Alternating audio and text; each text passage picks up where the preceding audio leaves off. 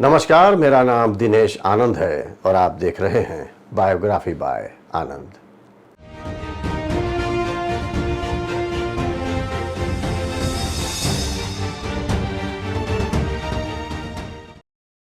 आज इस वीडियो में हम बात करेंगे दिल्ली के मुख्यमंत्री आतिशी मार्लेना की।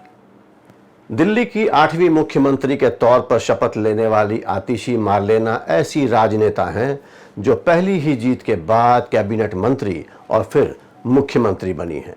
ईश्वर की शपथ लेती हूं कि मैं विधि द्वारा स्थापित भारत के संविधान के प्रति सच्ची श्रद्धा और निष्ठा रखूंगी। आतिशी पूर्व विदेश मंत्री सुषमा स्वराज और 3 बार दिल्ली की मुख्यमंत्री रही शीला दीक्षित के बाद दिल्ली की तीसरी महिला मुख्यमंत्री भी हैं। अपने 10 साल के राजनीतिक करियर में आतिशी ने मैनिफेस्टो कमेटी के सदस्य से सीएम की कुर्सी तक का शानदार सफर तय किया है। लोग इन्हें 3 नामों से जानते हैं, आतिशी, आतिशी सिंह और आतिशी मार्लेना सिंह। आतिशी मार्लेना के दिल्ली की मुख्यमंत्री बनते ही अब लोग उनकी जाति और जीवनी को खंगालने लगे हैं। वैसे तो ये आतिशी के नाम से ही चर्चित हैं, मगर राजनीति में आने के बाद उनके नाम के साथ लगे उनके सरनेम मार्लेना को लेकर इन दिनों चर्चा जोरों पर है। लोग जानना चाहते हैं कि मां डॉक्टर तृप्ति वाही और पंजाबी राजपूत पिता विजय सिंह की बेटी मार्लेना कैसे हो गई, जबकि उनके पति प्रवीण सिंह भी पंजाबी क्षत्रिय समाज से ताल्लुक रखते हैं। 2019 के लोकसभा और 2020 के विधानसभा चुनाव के एफिडेविट में भी उनका नाम आतिशी मार्लेना ही है, लेकिन गूगल पर कई जगह उनका नाम आतिशी मार्लेना सिंह भी लिखा है। हालांकि आतिशी कई बार यह बयान भी दे चुकी हैं कि वह जाति और धर्म की राजनीति में यकीन नहीं रखती।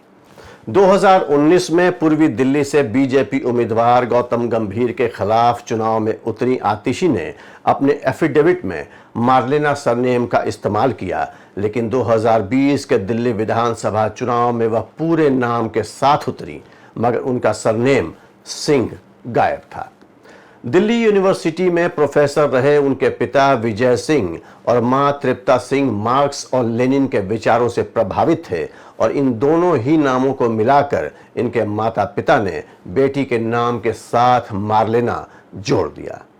2019 के लोकसभा चुनाव से पहले आतिशी ने अपने नाम से मार्लेना हटा लिया ताकि यह भ्रम न फैले कि वह ईसाई हैं, क्योंकि विपक्षी पार्टियां इसको मुद्दा बना रही थीं। पंजाबी राजपूत परिवार से ताल्लुक रखने वाली आतिशी के पति का नाम प्रवीण सिंह है और वे एक रिसर्चर और एजुकेटर भी हैं। प्रवीण सिंह ने आईआईटी दिल्ली और आईआईएम अहमदाबाद से पढ़ाई की है और लंबे वक्त तक कॉरपोरेट सेक्टर में काम भी कर चुके हैं। प्रवीण इन दिनों समाज सेवा में भी सक्रिय हैं।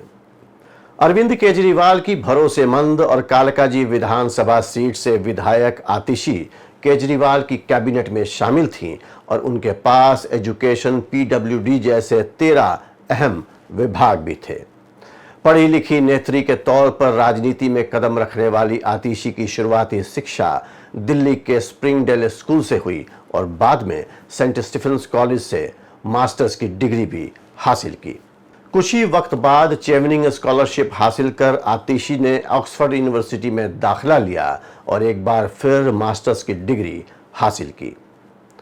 भारत आने के बाद वे आंध्र प्रदेश के ऋषि वैली स्कूल में इतिहास और अंग्रेजी पढ़ाने लगी। साथ ही आतिशी ने मध्य प्रदेश के एक छोटे से गांव में कई एनजीओज के साथ काफी काम भी किया।